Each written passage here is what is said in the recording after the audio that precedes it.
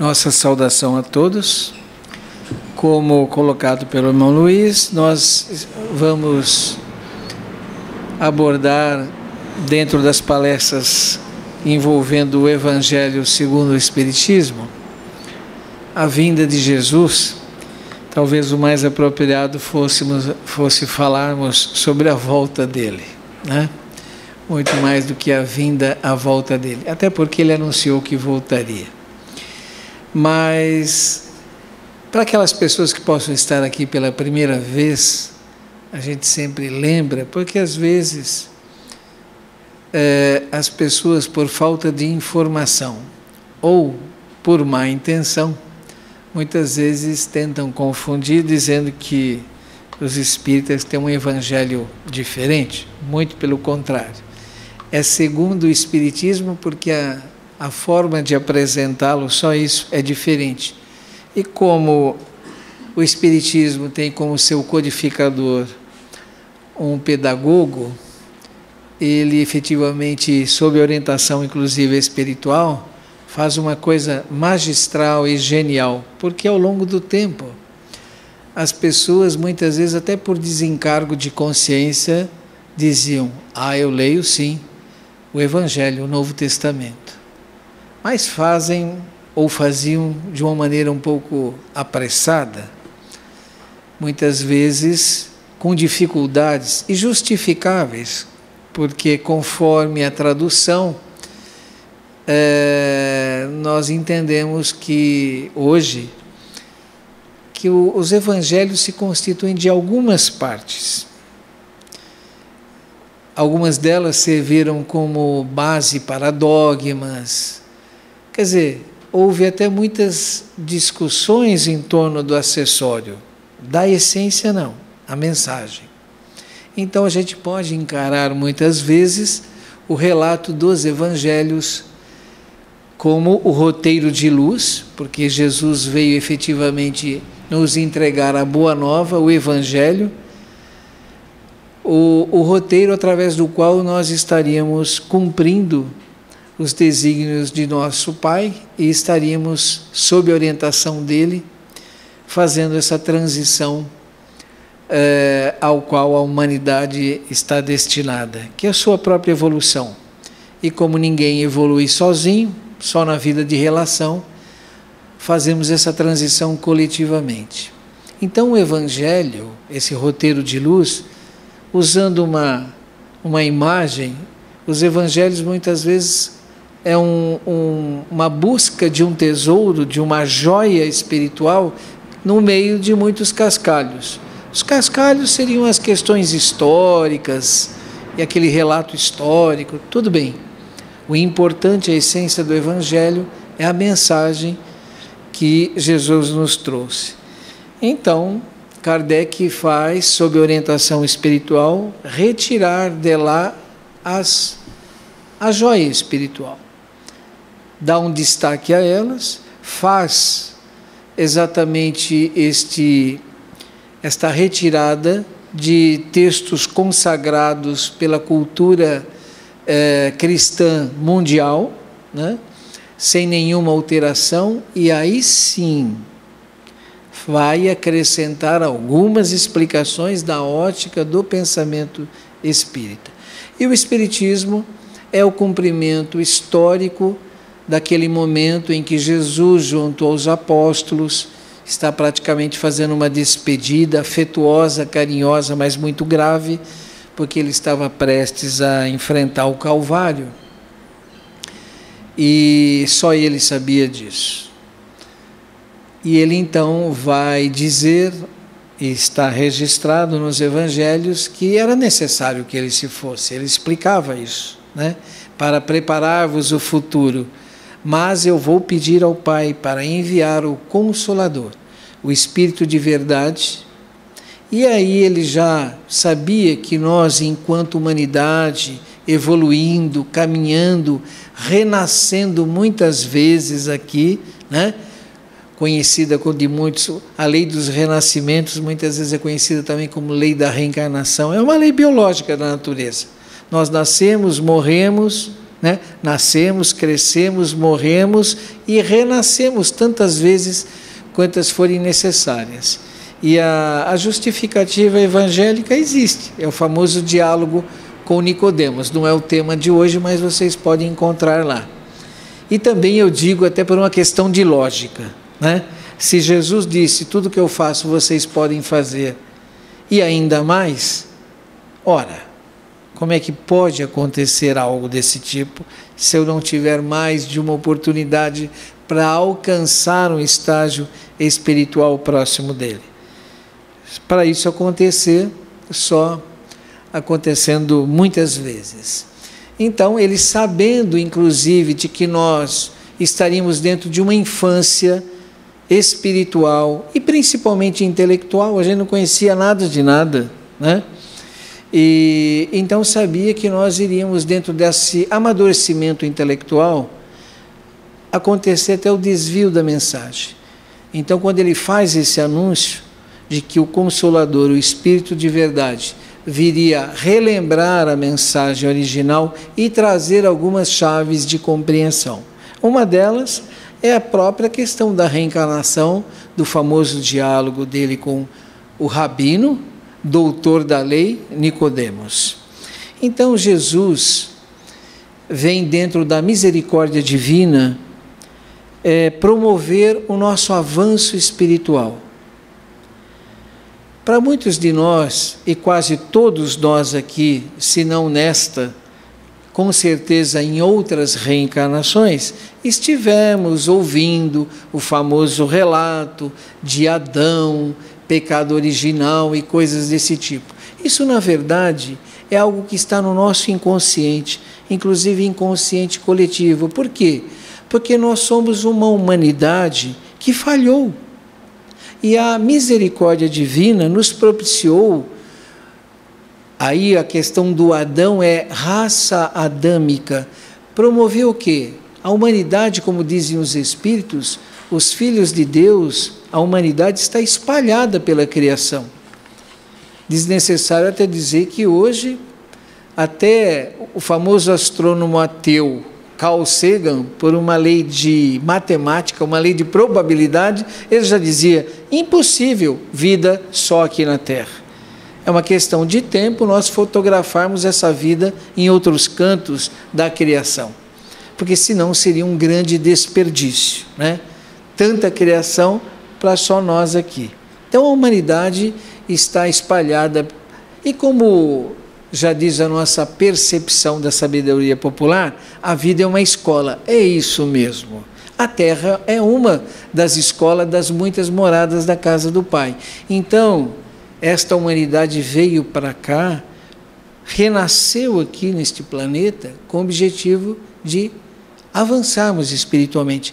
E Jesus foi o Espírito designado por Deus, e por amor e responsabilidade espiritual acima de tudo, assumiu esse compromisso de conduzir-nos ou reconduzir-nos ao Pai. Então, ele vem com esta autoridade. Por isso, inclusive, que algumas teologias vão interpretar a famosa expressão dele, eu e o Pai somos um, e ele deixa muito claro, muitas vezes, em várias passagens, que ele não é o Pai, mas é filho dele. Mas ele tem uma autoridade espiritual muito grande, a ponto de dizer, eu e o Pai somos um. Para a gente trocar isso por uma maneira mais chão da gente ver as coisas, vamos imaginar uma situação. Deus tem tanta confiança na competência e amorosidade, principalmente amorosidade, daquele seu filho, que diz o seguinte, vem cá Jesus, preciso que você ajude a resgatar meus filhos lá da terra. Vai e faça o que precisar fazer, eu assino embaixo. Só para a gente entender esta autoridade moral espiritual dele, dizer assim, eu e o Pai somos um. Então é com essa autoridade que ele vem, e vem cumprindo toda as profecias contidas no Velho Testamento. E aí um detalhe importante, ele quando vem, ele mesmo diz, eu não vim destruir a lei, porém um novo mandamento vos trago, que reúne toda a lei e os profetas. Toda a lei, né, é a lei mosaica e todos os comentários em torno dela, porque também existia uma teologia judaica, existia a Torá e toda uma discussão em torno da Torá, né? Que faz a riqueza da cultura judaica até os dias de hoje. Eles estão esperando o Messias até hoje. E aí então, Jesus vem e diz, por que ele diz isso? Porque toda a humanidade está num processo evolutivo. Olha que interessante, os 10 mandamentos, diante da nossa infância, eu diria, ignorância espiritual, porque quando a gente, às vezes é muito ignorante, a gente precisa de uma recomendação mais direta, explícita e sem nenhuma discussão. Não faça isso. Então, não matarás, não isso, os 10 mandamentos. Se você cumprir, amarás a Deus sobre todas as coisas e ao próximo como a si mesmo, estaremos cumprindo todos os mandamentos. Por isso que ele diz, porém um novo mandamento vos trago, que reúne toda a lei e os profetas, amar a Deus sobre todas as coisas e ao próximo como a si mesmo. Porque já tínhamos caminhado espiritualmente, iríamos com Jesus começar a abandonar a infância espiritual. Estávamos já amadurecidos psicologicamente, psiquicamente, espiritualmente, inclusive para abandonar aquela visão de pai dos 10 mandamentos, que nos parece hoje com muita clareza, muito mais do que um pai disciplinador, quase um pai justiceiro. Né?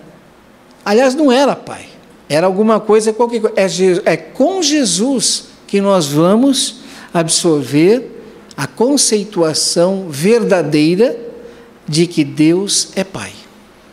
É com Ele que nós concebemos essa visão e que Deus quer o quê? A morte do pecado, não do pecador, porque o pecador é filho dele, ele sabe o filho que criou, só que nos dá o livre-arbítrio, e o livre-arbítrio é importante. Por quê? Alguém poderia ter pensado, por que a gente duvida? Será que Deus já não podia ter nos feito todos crentes nele? Mas nós não teríamos consciência disso. Para a gente adquirir a consciência de si, enquanto filho, e do Pai, Deus como Criador, nós precisamos ter a possibilidade de pensar. E aí então a lei de liberdade, do livre-arbítrio, e até a possibilidade de duvidar. E a dúvida sincera é a coisa mais salutar do mundo. A espiritualidade não está preocupada com isso. Porque o pai sabe o filho que criou. E sabe então que se ele usar da inteligência, aí então o que nós estaremos atingindo? Não mais uma fé ingênua, uma fé puramente devocional, que não deixa de ser algo bonito, porque é a manifestação de alguma maneira da fé, que é essa marca do Criador em nós, e que reflete de alguma maneira a relação da criatura com o Criador, do filho e da filha com o Pai. Mas, como somos dotados de inteligência e Deus nos dá essa capacidade de duvidar, por quê?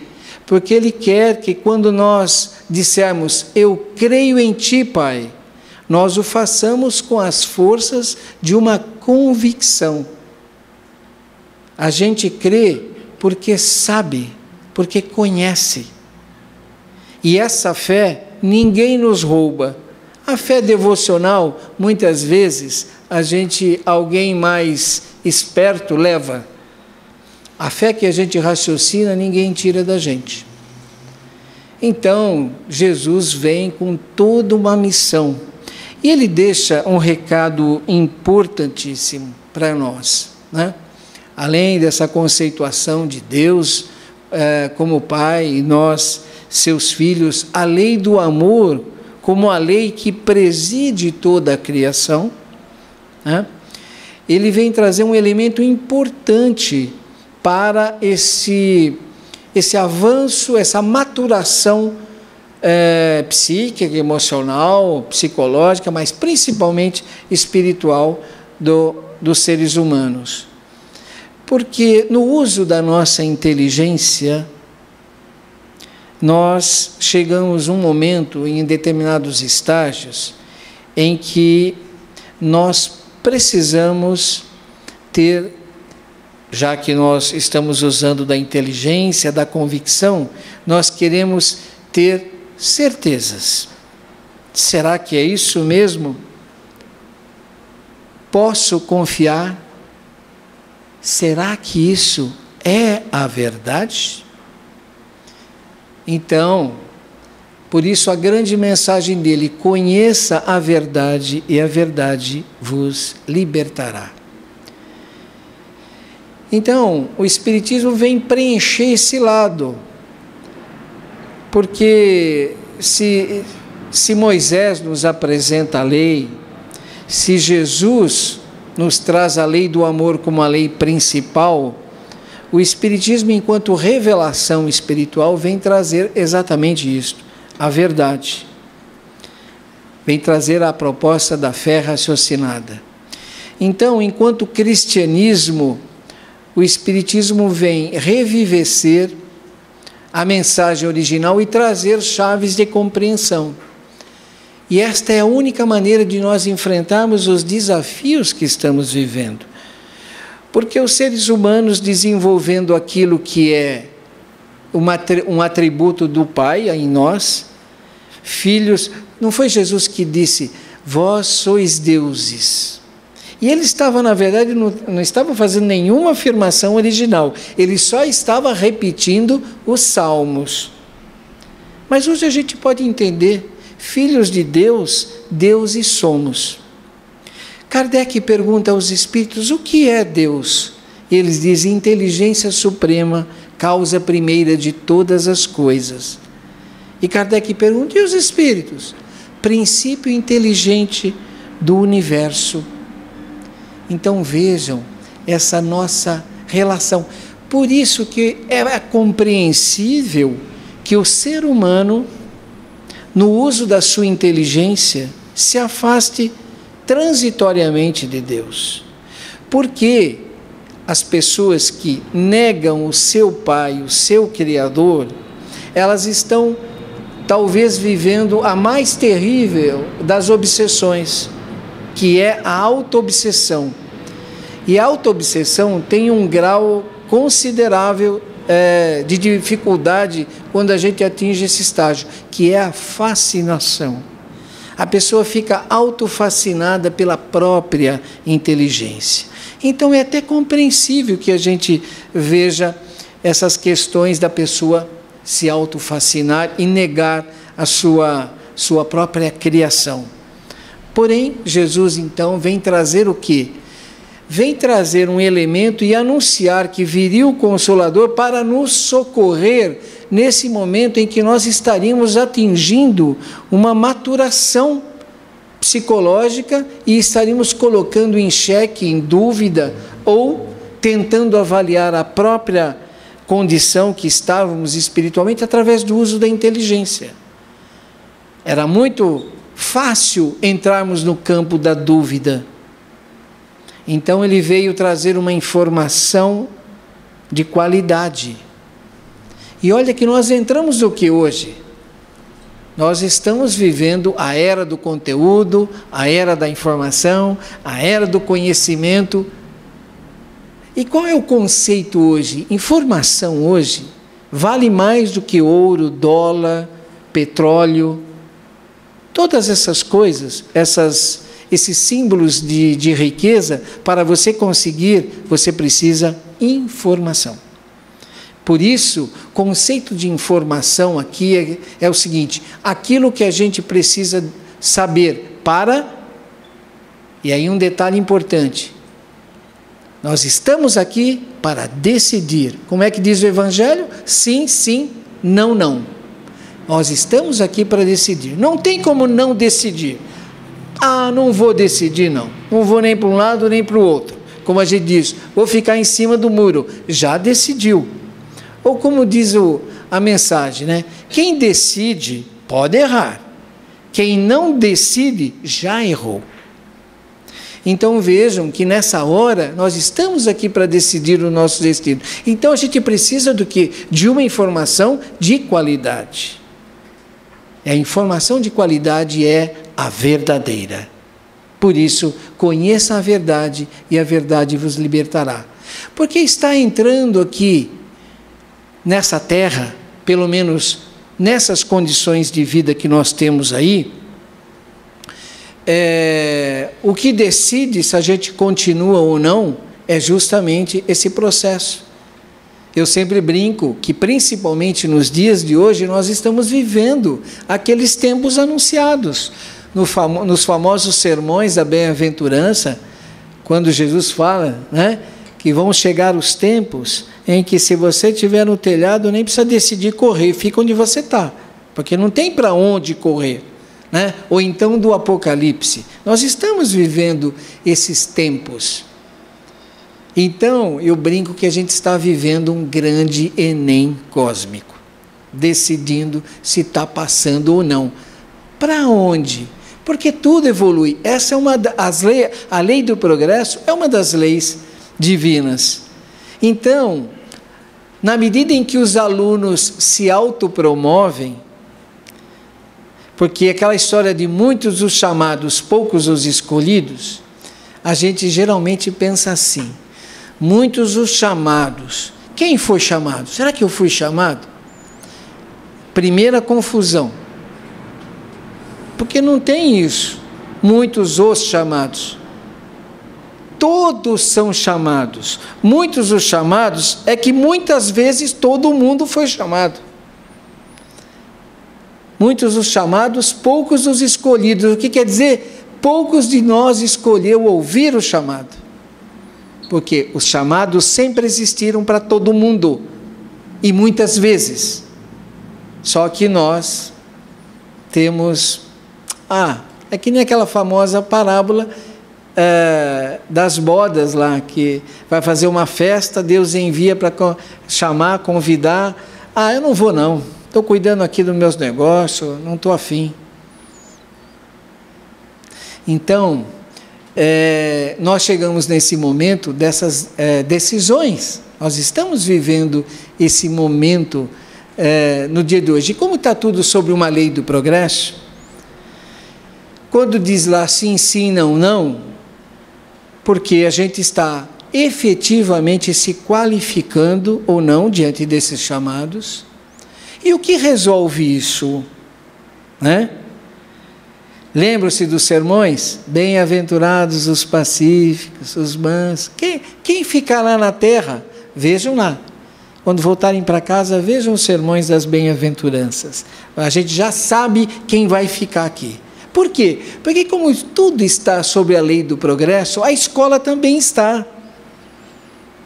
Ora, aqueles que perseveraram, tentando viver a mensagem do Cristo, estão merecendo, é uma questão meritória, estão merecendo então uma escola melhor.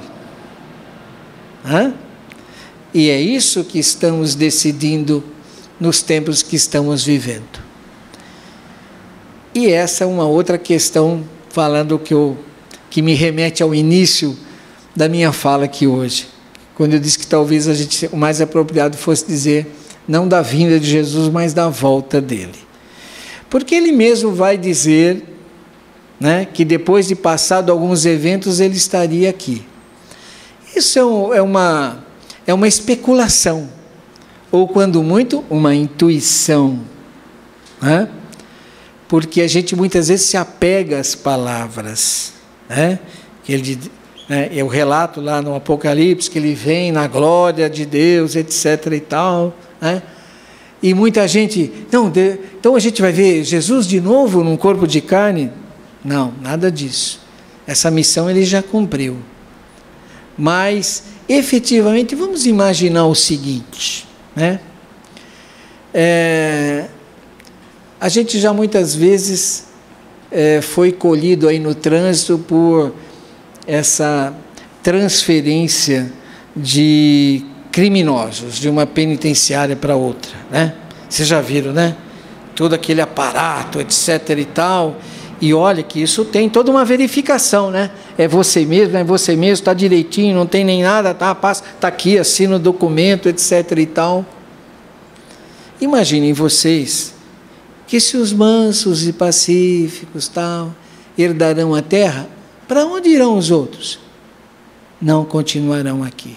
Ou como dizem os amigos espirituais, desde a Segunda Guerra Mundial, já muitos espíritos não reencarnam mais aqui. Por quê? Porque eles são aqueles personagens que falam o Evangelho, que tentam tomar a casa do Pai de assalto. Isso não funciona, porque o que funciona é a lei do amor. Eles também serão atendidos pela misericórdia divina. Só que antes vão passar pelo choro e ranger de dentes, como diz lá no Evangelho.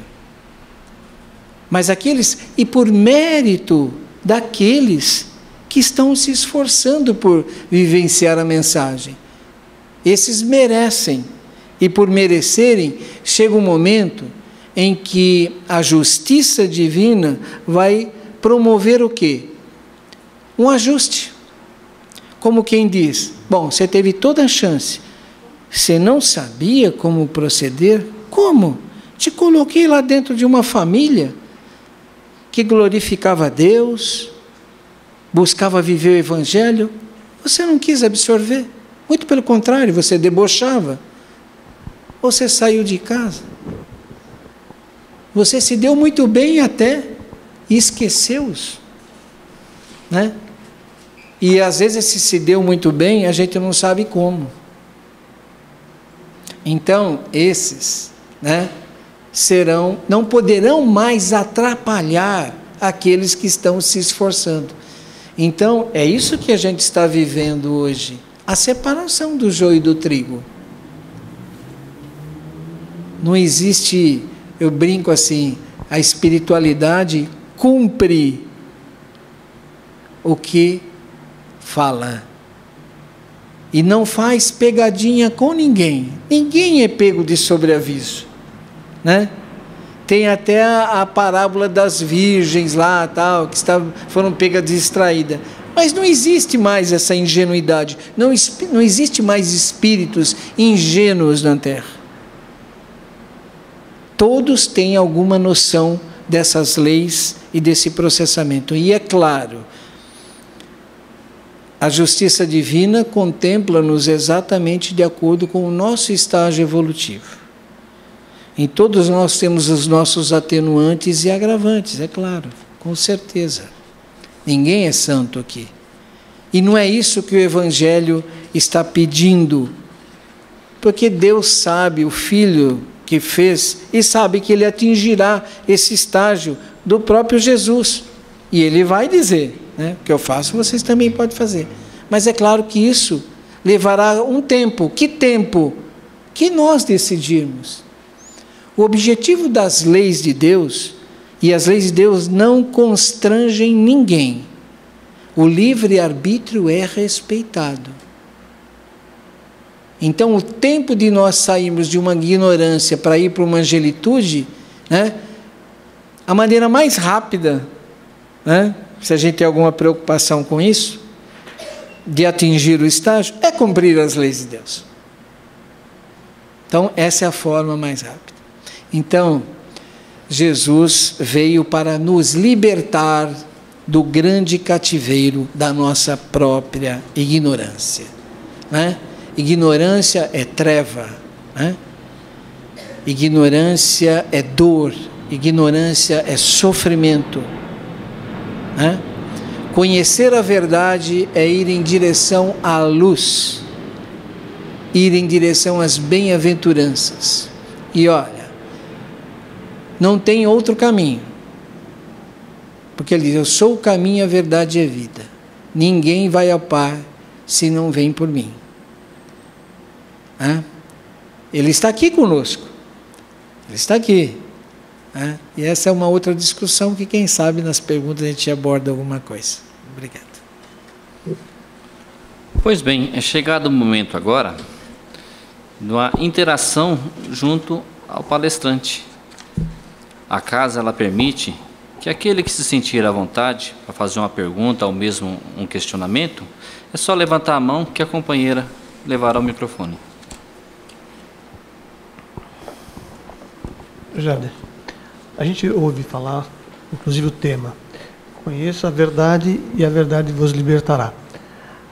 O leigo vai te perguntar, as verdades são uma só, são várias ou são um tipo de norma? Ok? A verdade é a verdade espiritual. A verdade é a realidade de que nós estamos no corpo, nós não somos esse corpo. Nós somos seres espirituais, filhos de Deus, deuses somos, como está lá nos Salmos, e Jesus repete. Portanto, a verdade é a verdade espiritual, e a grande verdade espiritual, no sentido da nossa atitude, porque a partir de nossa criação, nós temos que glorificar o nosso Pai. Isso nós só fazemos através do quê? Do nosso viver, do nosso agir, da nossa atitude. E a melhor maneira de glorificar a Deus, nosso Pai, era amar a Deus sobre todas as coisas e ao próximo como a si mesmo.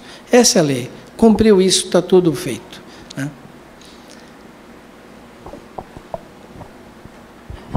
Jeter, por favor, você poderia nos dizer alguma coisa sobre os trabalhadores da última hora?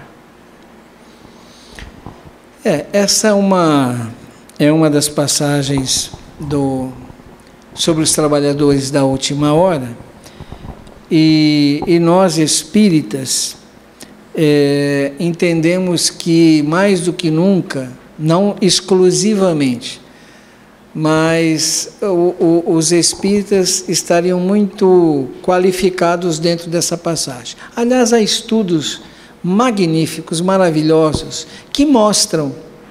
E uma maneira da gente entender isso talvez seja acompanhar aqueles 4 livrinhos fabulosos do Emmanuel, Pão Nosso, Fonte Viva, Caminho, Verdade e Vida. Estou esquecendo um, quem me ajuda?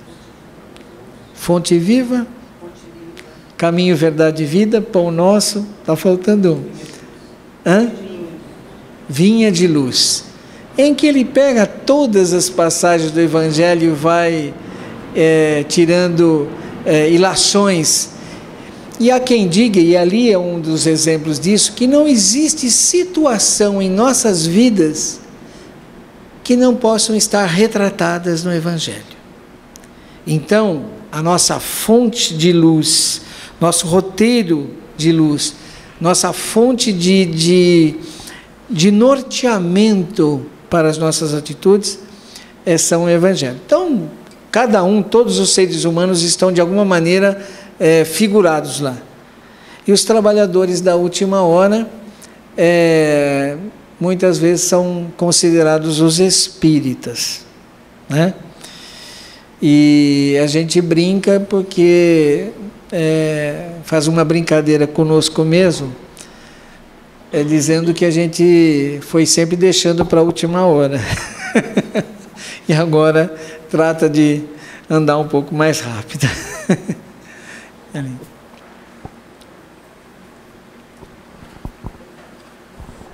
Boa noite. Boa noite. O senhor falou que para chegar a Deus o caminho é Jesus. Aí eu paro e penso, no caso, quem é budista, quem é muçulmano, e aí?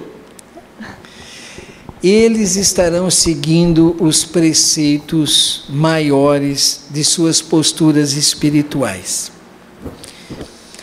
Há quem diga, há um relato de que um discípulo do Buda estava muito triste, porque sabia que o mestre ia partir, né? E ele disse assim: não se preocupe, daqui, fala a quantidade de anos, estará surgindo uma estrela maior. Assim, tem toda uma linguagem poética. Quem foi que surgiu nesse período? Jesus. Lembraria um outro, Gandhi. Foi Gandhi, né? Vamos dizer assim, uma autoridade espiritual incrível. E ele não era nenhum cristão, mas ele disse que se todos os livros sagrados da humanidade se perdessem e ficasse o Sermão da Montanha, a humanidade estaria salva. A verdade é que todos são filhos do mesmo Pai. E evidente, aqui entra a sua pergunta, me dá um ensejo de falar algo que eu queria falar, que é essa questão da volta dele. Porque, pelo seguinte, Jesus vem com essa autoridade máxima espiritual sobre a terra. E muitas vezes essa divisão que você mostra na sua pergunta, e que está aí, né, para quem quiser ver, essa divisão é muito mais por questões culturais de cada um de nós. Porque nas dimensões da espiritualidade, quanto mais sobe, menos ele se divide. Não tem nenhuma razão. Não é o Gandhi que disse, acabou de dizer o que disse? Então, muitas vezes essa divisão é para atender às nossas escolhas. Porque nenhuma religião é fim. Todas são meio. E eu gosto muito de lembrar um detalhe de uma entrevista feita com o Dalai Lama. Ele estava num evento na Europa, promovendo a paz, e um repórter de uma grande revista alemã vai e faz uma pergunta envolvendo o budismo. Ele falou: desculpa, eu estou aqui pelo movimento da paz, um movimento que interessa a toda a humanidade, independente de religião. Porque religião é uma escolha pessoal. E ele, tentando assim explicar para o repórter, fala: olha, a religião é o seguinte, nós estamos todos indo para o mesmo lugar. Então cada um está tomando um ônibus. Essa definição dele de religião. E o repórter já estava dando por satisfeito e já ia embora, mas ele falou: mas tem um detalhe importante, quando chegar lá tem que descer do ônibus, porque tem gente que parece que vai viver com aquela camiseta o resto da eternidade, né?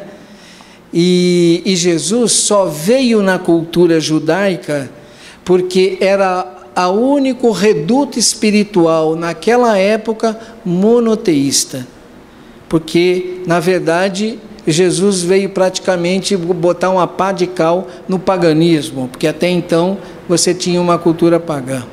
Mas o que eu gostaria de destacar é que a autoridade de Jesus é tal que tem um livro magnífico, que é uma espécie de clipe literário da história religiosa da humanidade, que é o livro A Caminho da Luz. E esse livro relata que 2 vezes um grande conselho de espíritos iluminados, espíritos puros, se reuniu. A primeira delas para o surgimento da Terra. A partir desse momento, desse surgimento da Terra, ela é entregue ao Espírito, por isso que os Espíritas chamam Jesus de o governador da Terra, Jesus Cristo governador da Terra. A Terra é entregue a Ele. Depois, um segundo momento que este conselho se reúne é para decidir a vinda de Jesus até nós. E nesse livro vai dizer o seguinte: espíritos abnegados e esclarecidos falam-nos, isso aqui é um relato de Emmanuel através de Chico Xavier, o livro A Caminho da Luz. Falam-nos de uma nova reunião da comunidade das potências angélicas do sistema solar, da qual é Jesus um dos membros divinos. Reunir-se-á de novo a sociedade celeste pela 3ª vez na atmosfera terrestre, desde que o Cristo recebeu a sagrada missão de abraçar e redimir a nossa humanidade, decidindo novamente sobre os destinos do nosso mundo. Interessante que nós vivemos nessa passagem dos 2000 e tanto pouco, várias convergências de profecias, e profecia maia, essa coisa toda, e a gente tem toda uma convergência de anunciados. Porque o planejamento divino, como todo planejamento, hoje as indústrias não fazem o planejamento para os próximos 50 anos, imagine a perfeição do planejamento espiritual. Então, eles, segundo o relato de Geraldo Lemos, que conviveu com o Chico anuncia que esse terceiro encontro aconteceu. E aconteceu porque os espíritos estavam decidindo, olha, vamos deixar as profecias acontecerem. Por que é uma profecia? Como diz o Chico, nós não podemos voltar e fazer um novo começo, mas a gente pode alterar o fim. A profecia é nesse sentido. Nenhuma profecia foi feita para acontecer, é para te alertar. Se não mudar, vai bater, vai acontecer isso. Então a comunidade se reuniu porque eles entenderam que a humanidade não estava mudando. E segundo o relato, Jesus, ao conselho, falou assim, vamos dar mais, se eu não me engano, 60 anos. 50 anos. Como quem diz. Se eles não mudarem, a gente não segura mais nada, deixa eles viverem as consequências das suas próprias atitudes. Então, vamos orar, vigiar e seguir a Jesus. Obrigado.